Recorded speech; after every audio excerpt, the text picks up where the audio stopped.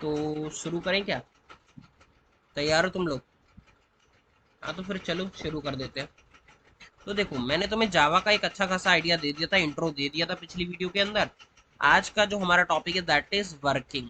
जावा की वर्किंग को समझेंगे, किस तरीके से जावा काम करती है वो मैं तुम्हें समझा दूंगा इस एक सिंगल वीडियो के अंदर, और तुम्हें बस ध्यान देते ही रहना है जो जो चीज़ें मैं तुम्हें समझाते जा रहा हूँ। वर्किंग ऑफ जावा, की जावा किस तरीके से काम करती है। अच्छा ठीक है। तो मैंने तुम्हें ये बताया था कि मान लो एक इंसान है और उसको कम्युनिकेट करना है किसके साथ, इंटरैक्ट करना है किसके साथ, कंप्यूटर के साथ।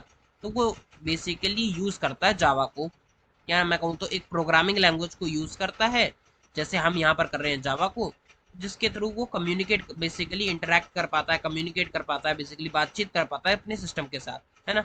बट मैंने तुम्हें ये भी सब समझाया था कि ये काम डायरेक्टली नहीं होता, बीच में एक कंपाइलर की नीड पड़ती है ना। कंपाइलर की नीड पड़ती है जो कि एक ट्रांसलेटर की तरह तरीके से काम करता है और तुम्हारे कोड को सिस्टम के मशीन कोड में कन्वर्ट कर देता है ना। क्योंकि हमें क्या आता है, हमें क्या आती है, मान लो हम अभी सीख रहे हैं प्रोग्रामिंग, तो हमें आती है जावा, हमें आती है जावा।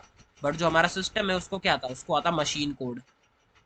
उससे क्या आता, मशीन कोड बोल लो, मशीन लैंग्वेज बोल लो, है ना, बाइनरी कोड बोल लो, बाइनरी लैंग्वेज बोल लो, ये चीज़ें आती हैं हमारे सिस्टम को, है ना।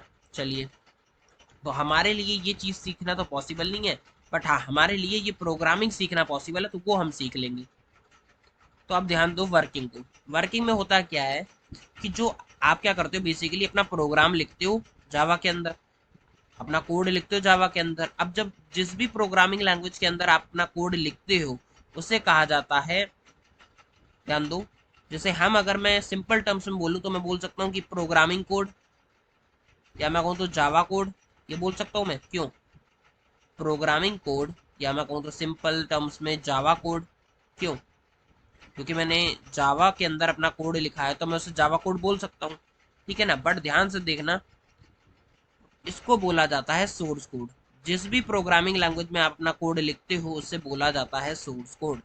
क्या बोला जाता है? Source code. ठीक है। तो आपने अपना कोड लिखा। अब मुझे ये बताओ, क्या जो सिस्टम है उसको समझ में आ जाएगा कि भैया तुमने क्या सोर्स कोड लिखा है? बताओ। नहीं आएगा समझ में, क्योंकि जो कंप्यूटर है उसे आती है केवल मशीन लैंग्वेज, या मैं कहूँ तो बाइनरी लैंग्वेज, ठीक है ना। और हमारा जो कोड है वो है सोर्स कोड, ठीक है ना, जो बेसिकली जावा में है। अब ध्यान देना, ये जो सोर्स कोड है इसका फाइल का एक्सटेंशन क्या होगा, ये मैं किस बारे में बात कर रहा हूँ ये तुम्हें समझाता हूँ। मतलब अगर तुम कभी अपने फोल्डर वगैरह में देखोगे तो अगर इमेज फाइल होती है, किसी भी तरीके की फाइल हो, जैसे इमेज फाइल हो, है ना, इमेज फाइल हो सकती है, या फिर एक म्यूजिक फाइल हो सकती है। क्यों, एक म्यूजिक फाइल हो सकती है, या एक वीडियो फाइल हो सकती है, वीडियो फाइल हो सकती है ना। तो हर फाइल का एक एक्सटेंशन होता है, एक एक्सटेंशन होगा। जैसे जिस बारे में बात करूं, जैसे ये इमेज फाइल है तो I M G dot E I M G, है ना। म्यूजिक फाइल है तो, म्यूजिक फाइल है तो एम पी थ्री है हमारा, है ना, ये यूज होता है। वीडियो फाइल है, वीडियो के लिए एम पी फोर यूज होता है ना। इसके अलावा और भी बहुत सारे एक्सटेंशंस होते हैं, बट हाँ, इमेजेस के लिए केवल dot I M G use नहीं होता है। तुमने देखा होगा dot J P J use होता है ना, जे पी जे तुमने बहुत जगह देखा होगा। डॉट पी एन जी देखा होगा। क्यों, डॉट जेपीईजी भी देखा होगा, डॉट जेपीईजी ये भी देखा होगा, है ना। तो ये बहुत सारे क्या है, फाइल के एक्सटेंशन हैं अलग अलग। उसी तरीके से जब आप अपना जावा कोड किसी फाइल के अंदर लिखते हो, उसको सेव करते हो, तो उसे बोला जाता है सोर्स कोड। और जिस फाइल में वो सेव होता है उस फाइल का एक्सटेंशन क्या होता है? फाइल का एक्सटेंशन होता है डॉट जावा, ठीक है ना, डॉट जावा। इतना क्लियर हुआ? चलिए, है ना। अब देखो, ये जो सोर्स कोड है बेसिकली इसको कहाँ तक पहुंचना है, इस सोर्स कोड को पहुंचना है मशीन कोड तक। क्यों, इस सोर्स कोड को पहुंचना है मशीन कोड तक। बट ये डायरेक्टली नहीं पहुंचता है, मैंने तुम्हें बताया था कि एक ट्रांसलेटर की नीड पड़ती है, बताया था ना। बट यहाँ पर जो जावा है वहां पर एक ट्रांसलेटर की नीड नहीं होती है। जो मैं चीजें तुम्हें समझा रहा हूँ वो ध्यान से देखो। सोर्स कोड से मशीन कोड में कन्वर्जन करना है, और मशीन कोड का जो बेसिकली फाइल एक्सटेंशन होता है वो होता है डॉट ई एक्स ई, ठीक है ना। इसी वजह से आपने देखा होगा जब आप किसी भी पर्टिकुलर फाइल वगैरह को डाउनलोड करते हो, किसी भी सॉफ्टवेयर को डाउनलोड जब करते हो, तो जो फाइल का एक्सटेंशन होता है वो डॉट .exe होता है मेजरली, ज्यादातर, है ना। चलिए, इतना तो मैं समझ में आ गया। आप ध्यान देना कि ये जो सोर्स कोड से मशीन कोड का जो कन्वर्जन है ये डायरेक्टली नहीं होता, यहाँ पर नीड होती है बेसिकली ट्रांसलेटर्स की। जावा के अंदर दो ट्रांसलेटर यूज होते हैं, कौन कौन से? एक होता है हमारा कंपाइलर। क्या चीज? कंपाइलर। पहला होता है कंपाइलर और दूसरा होता है इंटरप्रेटर। यहाँ पर एक होता है कंपाइलर, एक होता है इंटरप्रेटर। ये दो ट्रांसलेटर की नीड पड़ती है जब बेसिकली मैं कहूँ तो जब जावा का जो सोर्स कोड है कन्वर्ट होना है किसके अंदर? मशीन कोड के अंदर, तो ये कंपाइलर और इंटरप्रेटर की नीड पड़ जाती है। ठीक है ना, ये कंपाइलर और इंटरप्रेटर की नीड पड़ती है। मैं यहाँ पर समझाता हूँ तुम्हें डिटेल में, ध्यान देखना। दैट इज मेरा सोर्स कोड है। क्यों source code? Source code simply मैं ऐसे बोल सकता हूँ, है ना। सोर्स कोड सबसे पहले जो सोर्स कोड है ये कन्वर्ट होता है बाइट कोड में। किसमें? बाइट कोड में। सोर्स कोड जो है वो बाइट कोड में सबसे पहले कन्वर्ट होगा। ठीक है, मैंने तुम्हें ये बताया था अभी कि ये जो सोर्स कोड है इसका फाइल का एक्सटेंशन क्या होगा? डॉट जावा। बताया था ना, क्योंकि ये आपका जावा वाला कोड है जो आपने लिखा है। और बाइट कोड जो ये कन्वर्ट होगा, ये क्यों होगा? क्योंकि ये जो बाइट कोड में कन्वर्जन हुआ है ये करता है कंपाइलर। सोर्स कोड से बाइट कोड में कन्वर्जन किसने किया? कंपाइलर ने।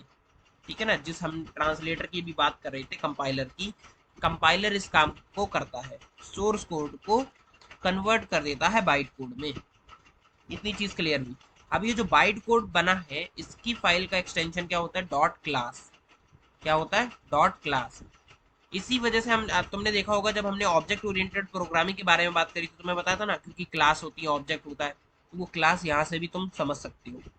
ठीक है ना, क्योंकि बाइट कोड बेसिकली क्रिएट होता है जिसका फाइल का एक्सटेंशन क्या होता है? Dot class. इतनी चीज क्लियर है। चलिए, अब ध्यान दो, ये जो बाइट कोड है ये और कन्वर्ट होगा, क्योंकि ये जो बाइट कोड है ये भी तुम्हारे कंप्यूटर को समझ में नहीं आता। कंप्यूटर को केवल एक चीज समझ में आती है, that is machine code. Computer को क्या समझ में आता है? Machine code. तो सिस्टम को मशीन कोड बेसिकली प्रोवाइड करने के लिए जो बाइट कोड है और कन्वर्ट होगा किसमें? मशीन कोड में। ठीक है ना, मशीन कोड में कन्वर्ट होगा। और मशीन कोड में ये कन्वर्ट कैसे होगा? बाइट कोड से मशीन कोड का जो कन्वर्जन है ये कौन करेगा? ये करता है इंटरप्रेटर, दैट इज हमारा दूसरा ट्रांसलेटर, है ना। हमारा दूसरा ट्रांसलेटर ये काम करता है। और मशीन कोड का मैंने तुम्हें एक्सटेंशन बताया है डॉट .exe। ज्यादातर डॉट .exe ही होता है ना। कुछ केसेस में तुम्हें डॉट जिप भी मिल जाएगा, जिप फाइल जो होती है ना, बट मेजरली तुम्हें मिलेगा डॉट .exe। चलिए, इतना क्लियर हुआ। ठीक है ना, सोर्स कोड जो था पहले जाएगा बाइट कोड में कन्वर्ट होगा, फिर बाइट कोड जो है वो मशीन कोड में कन्वर्ट होता है। ठीक है ना। अब ध्यान दो, यहाँ पर जब मैंने बोला, कहाँ पर, कि ये कंपाइलर ने सोर्स कोड को बाइट कोड में कन्वर्ट किया। क्या किया? कन्वर्ट। कन्वर्ट किया। इस प्रोसेस को बोला जाता है कंपाइलेशन। क्या प्रोसेस बोला जाता है इसको? कंपाइलेशन का प्रोसेस है ये, इसका कंपाइलेशन। ठीक है ना, कंपाइलेशन हुई है यहाँ पर। ठीक है, या फिर तुम इसे सिंपल बोल सकते हो कि जो सोर्स कोड है वो कंपाइल हुआ है, ये भी बोल सकते हो तुम। ठीक है ना, कंपाइलेशन बोल लो, कंपाइल बोल लो, एक ही बात है। और यहाँ पर बाइट कोड जब कन्वर्ट हुआ मशीन कोड में, यहाँ पर भी कन्वर्जन हुआ है। क्यों? यहाँ पर भी तो कन्वर्ट हुआ है बाइट कोड मशीन कोड में। यहाँ पर ये जो कन्वर्जन हुआ है इसे बोलते हैं इंटरप्रिटेशन। क्या बोलते हैं? इंटरप्रिटेशन। इंटरप्रिटेशन, जिसे तुम सिंपल टर्म्स में इंटरप्रेट भी बोल सकती हो। क्या? इंटरप्रेट।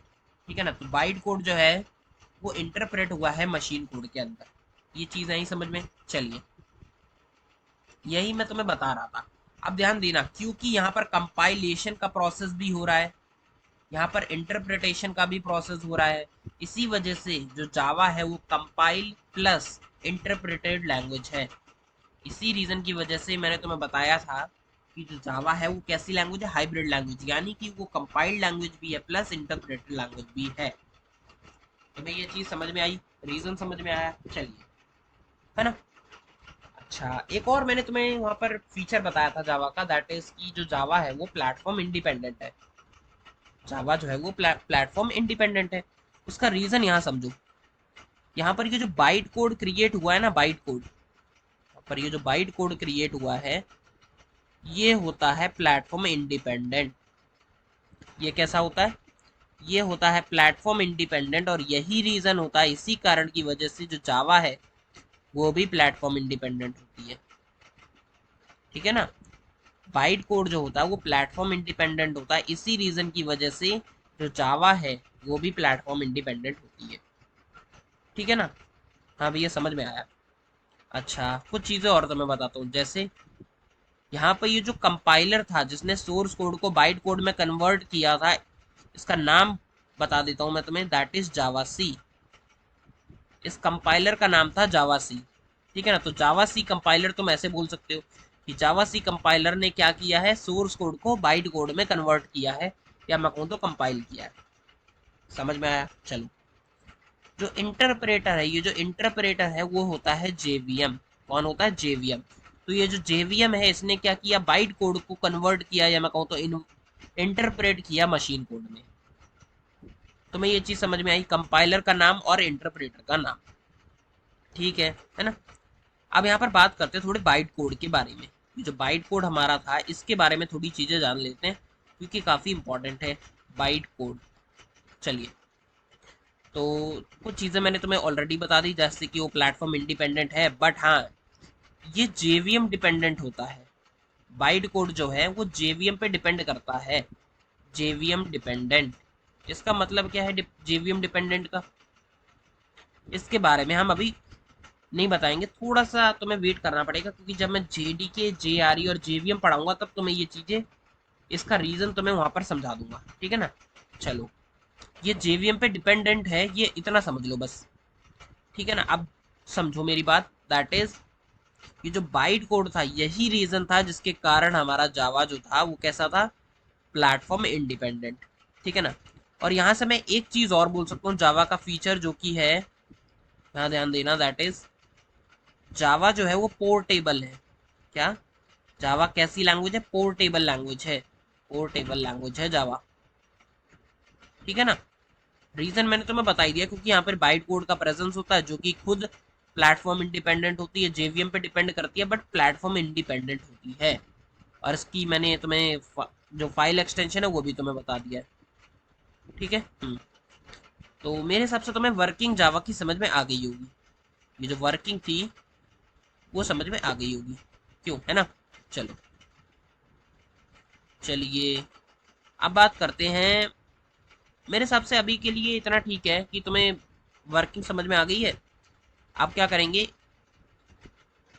अब एक काम करेंगे, अगली वीडियो में जो हमारा नेक्स्ट टॉपिक है उसको समझेंगे। ठीक है ना? अगले टॉपिक में वो हम समझेंगे नेक्स्ट वीडियो के अंदर। इस वीडियो में मेरे हिसाब से तुम्हें वो बेसिक बेसिक चीजें और समझ में आ गई होंगी जो जावा की वर्किंग से रिलेटेड थी। ठीक है फिर, है ना? मिलते हैं तुमसे अगली वीडियो में।